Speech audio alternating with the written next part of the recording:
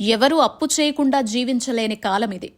ఇంటి కోసమో, కారు కోసమో, పిల్లల పెళ్లిళ్ల కోసమో లోన్ తీసుకుంటారు.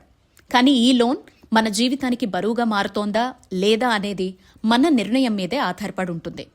అప్పు ముప్పుగా కాకుండా అవకాశంగా ఎలా మార్చుకోవాలో ఇప్పుడు మనం తెలుసుకుందాం. చాలామంది అప్పు చేస్తే కష్టాలొస్తాయంటారు. కానీ నిజమేంటంటే సరైన కారణానికి చేసిన అప్పు ఎప్పుడూ సమస్య కాదు. ఉదాహరణకు ఉన్నత విద్య కోసం లోన్, ఇల్లు కోసం లోన్, వ్యాపారం కోసం లోన్, ఇవి పెట్టుబడి లాంటివి. కానీ కేవలం ఖర్చు కోసం, లగ్జరీ కోసం తీసుకునే అప్పు మాత్రం ప్రమాదం. లోన్ తీసుకున్నాక చాలామంది ఈఎంఐ మాత్రమే చెల్లిస్తారు. అప్పు త్వరగా తీరాలంటే ఏం చేయాలంటే ఈఎంఐతో పాటు ప్రతి నెల అదనంగా కొంత నగదు చెల్లించాలి.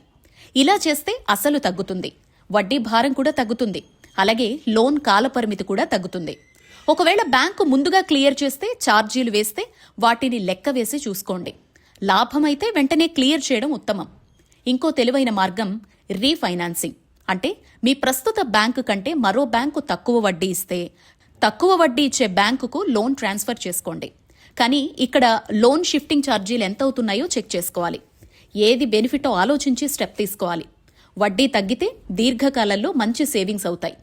మీకు 2 లేదా 3 లోన్స్ ఉన్నాయా? వేర్వేరు ఈఎంఐలు వేర్వేరు తేదీల్లో చెల్లించాలి. ఇది స్ట్రెస్కు కారణమవుతుంది. అందుకే కన్సాలిడేషన్ లోన్ తీసుకోవచ్చు. అంటే అన్ని లోన్లను కలిపి ఒకే లోన్గా మార్చుకోవడం. దీనివల్ల ఈఎంఐలు ఒకటే అవుతాయి, వడ్డీ కూడా తగ్గుతుంది, నిర్వహణ సులభమవుతుంది.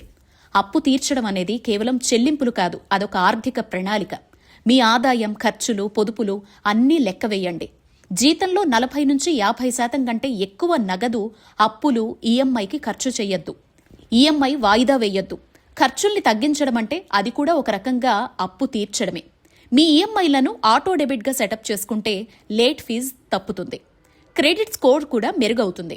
మంచి క్రెడిట్ స్కోర్ ఉంటే భవిష్యత్తులో తక్కువ వడ్డీ రేట్తో లోన్ సులభంగా దొరుకుతుంది. గుర్తుంచుకోండి, అప్పు సమస్య కాదు, ప్లానింగ్ లేకపోవడమే సమస్య.